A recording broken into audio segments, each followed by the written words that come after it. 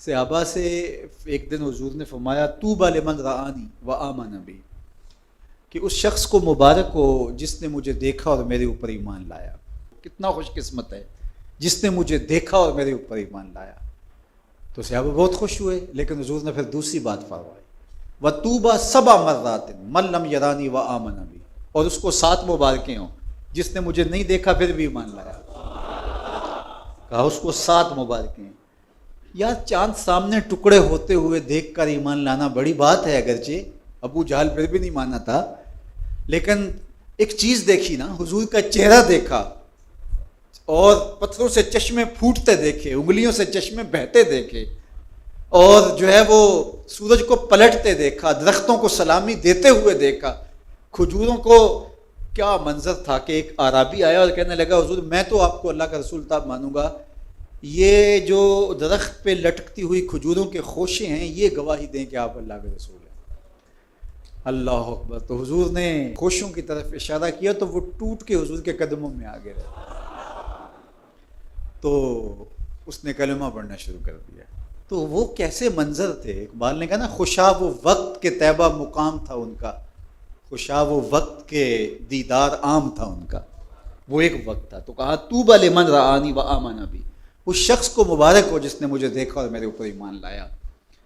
اور فرمایا اس شخص کو 7 مبارکیں ہوں جس نے مجھے دیکھا بھی نہیں ہوگا لیکن پھر بھی میرے اوپر ایمان لائے گا۔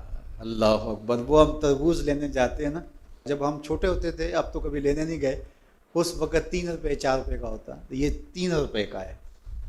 تو ہم کہتے اچھا اس کو وہ ٹکی وغیرہ لگا دیں، کہتے نہیں ٹکی لگا کے اگر لیں گے تو پھر 5 روپے کا ہوگا، ہمارے پہ یقین کریں گے تو لے جاؤ 3 روپے کا، لیکن جب ہم چیک کر کے دیں گے تو پھر قیمت اس کی زیادہ ہوگی۔ تو دیکھ کر کہا کہ اس کی قیمت یہ ہے، اور جو صدیوں بعد میں آئیں گے دیکھا بھی نہیں ہوگا، تو کہا 7 مرات، ان کو 7 مبارکیں ہوں۔ تو یہ 7 مبارکیں حضور کی جانب سے وصول کیجئے اور خوشی کا اظہار کیجئے، اور اپنی زندگی اسی خوشی میں تقوی کے نور سے مالا مال رکھیے۔ ہم یہاں ایک ایک لمحہ، ایک ایک ساعت، ایک ایک حرکت، ایک ایک سکنت کے جواب دیں۔ ثم لتسألن یومئذ عن النعیم، اس دن ایک ایک نعمت کے بارے میں ہم سے سوال ہونا ہے، پوچھا جانا ہے۔ اس لیے اپنے سارے معاملات کو مرتب رکھیں، منظم رکھیں، تو اللہ ہمیں قلب کی طہارتیں، روح کی پاکیزگیاں، سوچوں کی عفتیں اور دامن کی پارسائیاں نصیب فرمائے۔ یہ مختصر زندگی اس کی یاد میں گزرے، اس کے ذکر میں گزرے، اس کی محبت میں گزرے۔ ہم جہاں کہیں بھی ہوں یہ خیال ہمارے ساتھ جڑا رہے کہ ہمارا مالک ہے اور ہم اس کی نگاہوں میں ہیں اور ہم اس کی نافرمانی نہیں کرنی۔ یہ خیال زندگی کو نہال کر دیتا ہے کہ میرا مالک ہے کوئی اور میں اس کا مطیع، فرما بردار اور اس کے حکم کا پابند ہوں، میں کیوں اس کو ناراض کروں۔ تو تقویٰ اسی احساس کا نام ہے کہ میرا مالک مجھ سے ناراض نہ ہو جائے۔ علماء نے بڑی خوبصورت بات یہاں لکھی کہ جو کہا گیا اتقوا اللہ، اللہ سے ڈرو، تو کہتے ہیں کہ یہ تو عجیب بات ہے کہ بندہ جس سے ڈرتا ہے اس سے نفرت بھی کرتا ہے۔